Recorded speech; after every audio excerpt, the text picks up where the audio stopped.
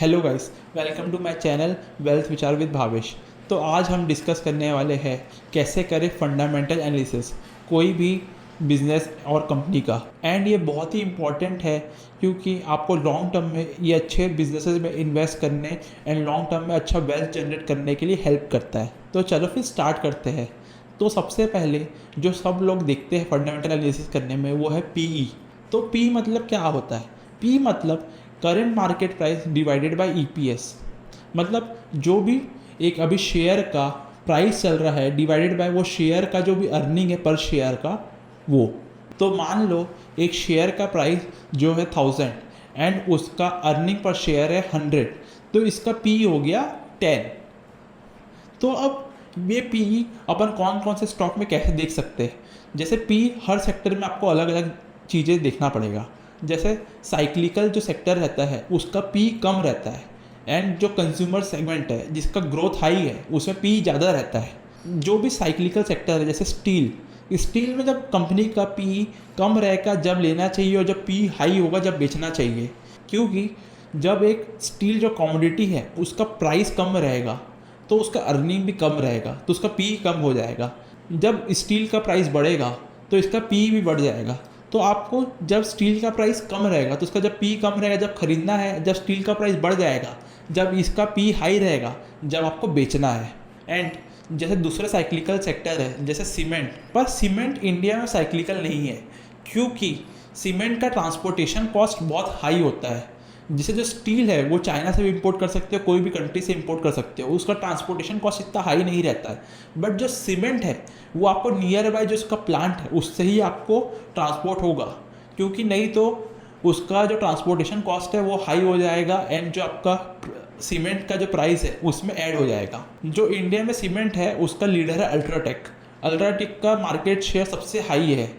तो UltraTech price decide करता है कि कौन से दिन कौन सा प्राइस रहना चाहिए। तो इसमें कैसे देखेंगे कि जो सीमेंट कंपनी है उसका ग्रोथ कैसे होगा। जैसे जो इंडिया है उसकी जीडीपी 5 to 6% बढ़ रही है एंड मान लो इसका इन्फ्लेशन भी 6% है, मतलब टोटल 12% का ग्रोथ हो गया। तो जो टॉप कंपनीज है वो एक्स्ट्रा ग्रोथ करेगी तो इसमें भी 1-2% एक्स्ट्रा ग्रोथ होगा। एंड पर जीडीपी में हर बार सेम ग्रोथ नहीं होता हर सेक्टर का। जैसे अभी इंफ्रास्ट्रक्चर पुश है तो सीमेंट कंपनी ज़्यादा ग्रोथ करेगी। तो ओवरऑल आप देखोगे तो अल्ट्राटेक जैसी कंपनी 16-70% का ग्रोथ करेगी।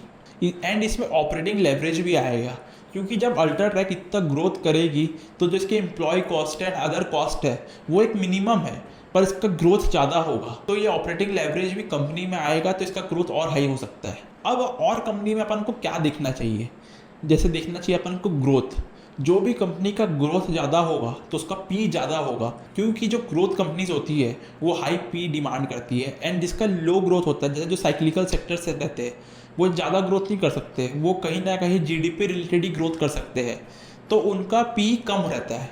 तो हाई ग्रोथ करने के लिए आपको क्या चाहिए? हाई ग्रोथ करने के लिए आपको चाहिए हाई आरओई। मतलब जो ग्रोथ है उससे या तो थोड़ा ऊपर या उसके बराबर आपको आरओई चाहिए। क्योंकि आरओई मतलब क्या होता है? आरओई मतलब मान लो एक कंपनी है जिसमें आपने 20 लाख इन्वेस्ट करा घर से एंड उसमें 25% का ग्रोथ आया, मतलब 25% का आरओई हुआ तो उसे 5 लाख का ग्रोथ आया। एंड अगले साल आप टोटल 30 लाख में आपने और 25% ग्रोथ करा तो 6,25,000 का आपने प्रॉफिट कमाया।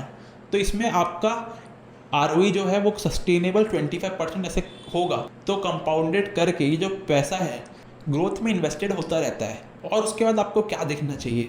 जैसे डिविडेंड यील्ड। कोई भी कंपनी जो डिविडेंड यील्ड दे रही है मतलब उसका कैश फ्लो बहुत हाई है जब भी वो डिविडेंड दे रही है। एंड वो लो ग्रोथ है जब वो ग्रोथ नहीं कर पा रही है, वो अपने कंपनी में और इन्वेस्टमेंट नहीं कर पा रही है तो उसका जो कैश फ्लो है उससे वो डिविडेंड देती है। तो जो भी कंपनी जो हाई डिविडेंड देती है उसका पी हाई नहीं हो सकता क्योंकि उसका ग्रोथ हाई नहीं होता जनरली।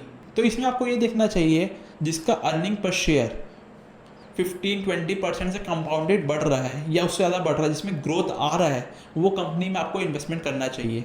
जैसे लास्ट 10 ईयर में जो भी निफ्टी 50 कंपनीज है जो सबसे हाईएस्ट रिटर्न दी है तो वो है बजाज फाइनेंस, ब्रिटानिया, टाइटन। ये सब कंपनीज का आप देखोगे तो हाई आरओई था एंड इसका ग्रोथ भी अच्छा था जब ये सब कंपनीज आपको high return they pi. And एक और कंपनी है जो निफ्टी 50 में हाई रिटर्न दी है, वो है JSW स्टील। तो अब आप बोलोगे JSW स्टील तो साइक्लिकल है, बट ये साइक्लिकल नहीं रहा, क्योंकि जो जहाँ पे सेल, जो सामान, जो स्टील 45,000 का बनाता है और बेचता है, वहीं पे JSW उसमें वैल्यू एडिशन करके एंड प्रोडक्ट 90,000 का बेच पाता है। तो ये बस steel at the commodity level नहीं बेच रहा है, ये उसमें वैल्यू एडिशन करके बेच रहा है। वैसे ही आप देखोगे तो हिंडाल्को भी एल्यूमिनियम ये सब चीज़ों में, जैसे वो यूएस में उसका एक प्लांट है, वो कैन बना के बेचता है, तो उसमें वो वैल्यू एडिशन करके बेच रहा है। तो ये सब जो कंपनीज है ये बस साइक्लिकल नहीं रही है, क्योंकि ये सब वैल्यू एडिशन करने लग गई है। जैसे आप देखोगे जो SBI है वो लास्ट 10 ईयर्स में निफ्टी 50 को भी बीट नहीं कर पाया है, क्योंकि उसका अर्निंग पर शेयर का जो ग्रोथ है वो इतना नहीं रहा। तो जो आप प्राइवेट बैंक्स देखोगे तो प्राइवेट बैंक्स में हाई ग्रोथ है, क्योंकि वो पब्लिक जो बैंक्स है उससे भी मार्केट शेयर ले रही है, एंड जो GDP है वो 5-6% से बढ़ रहा है। इन्फ्लेशन जो अपन डिस्कस करें 6% था, तो टोटल 12% का ग्रोथ तो यही है, और एक्स्ट्रा वो पब्लिक कंपनी से भी मार्केट शेयर ले रही है। एंड जो रूरल इंडिया ये सब है उसमें अभी तक इतना जाके बैंकिंग ट्रांजेक्शन इतना हाई नहीं हो पाया है, तो वहाँ से भी इनको ग्रोथ मिलता है। तो इंडिया में जो प्राइवेट बैंक्स है वो आने वाले 5-6 साल में 16, 17, 80% का ग्रोथ तो नॉर्मली करते ही रहेंगे। तो अपना लास्ट बिजनेस मॉडल है IT कंपनीज का, मतलब Infosys, TCS, Wipro, HCL tech. तो ये सब कंपनी का आप देखोगे तो जो इनका कैश फ्लो है वो बहुत ही हाई रहता है, क्योंकि इनको कोई भी पैसा इंफ्रास्ट्रक्चर में इन्वेस्ट नहीं करना है, ना ही कहीं पे इन्वेस्टमेंट करना है। इनका इंफ्रास्ट्रक्चर इन्वेस्टमेंट इतना नहीं होता है। तो ये सब जो कंपनीज है ये बहुत ही अच्छा बिजनेस मॉडल है, क्योंकि ये कैश जनरेट करते रहती है बिजनेस में। एंड ये जो वो कैश है आप देखोगे जनरली सब कंपनीज अपने शेयर ही आके बायबैक कर लेती है, तो इससे इनका जो शेयर है, नंबर ऑफ शेयर्स है वो कम हो जाता है, तो इससे इनका EPS बढ़ जाता है। तो इसके कारण इनका जो P भी कम हो जाता है। तो ये जो कंपनीज है 12 to 14% का ग्रोथ करती है, बट इससे ज़्यादा ये रिटर्न दे देती है, क्योंकि इनका नंबर ऑफ शेयर्स कम होते जा रहा है।